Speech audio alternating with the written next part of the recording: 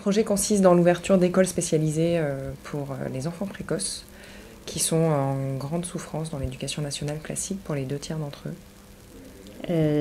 On a l'intention de créer un réseau qui est capable, sur la France entière, qui serait capable d'accueillir l'ensemble de ces enfants. Lutter contre l'échec scolaire et la souffrance psychologique de ces enfants. Et favoriser la prise en charge de ces enfants. L'expérience réussie de 2 écoles existantes et une pédagogie innovante et évolutive. La difficulté de faire changer le regard que la majorité des gens peuvent avoir sur les enfants précoces. La précocité, c'est pas une force, c'est un handicap à cet âge-là. Et l'autre risque fort sur le projet, c'est que la scolarité, ce sont des écoles privées et la scolarité est donc payante et très chère, ce qui fait qu'il va être difficile pour nous de toucher l'ensemble de la population. C'est pourquoi un de nos objectifs est de pouvoir créer des bourses.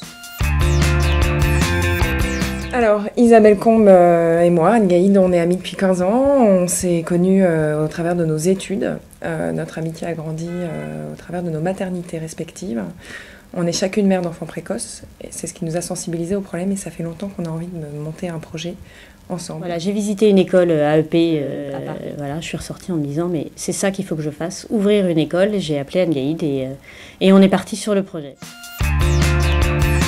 Les difficultés qu'on rencontre aujourd'hui, ça va être des difficultés financières, bien sûr, et aussi une certaine inertie. Les bonnes surprises, c'est le plaisir de pouvoir parler d'un projet et de sentir que les gens y adhèrent. Et aussi, dans les situations de découragement, jamais on se dit qu'on va renoncer. Voilà, on est convaincu de notre projet et on est entouré de gens qui sont convaincus de la viabilité de notre projet et de son utilité.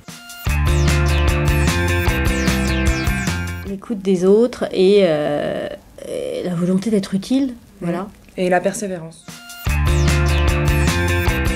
Alors on a voulu créer une association parce que au départ le but est vraiment d'aider des enfants en souffrance, donc ça correspond plus à un mode associatif qu'à mon avis qu'à un mode d'entreprise SARL. Et puis d'autre part, les gens, nos partenaires futurs, ce sont a priori des fondations, l'éducation nationale, des mécènes, donc des gens qui seront plus à même de travailler avec des associations.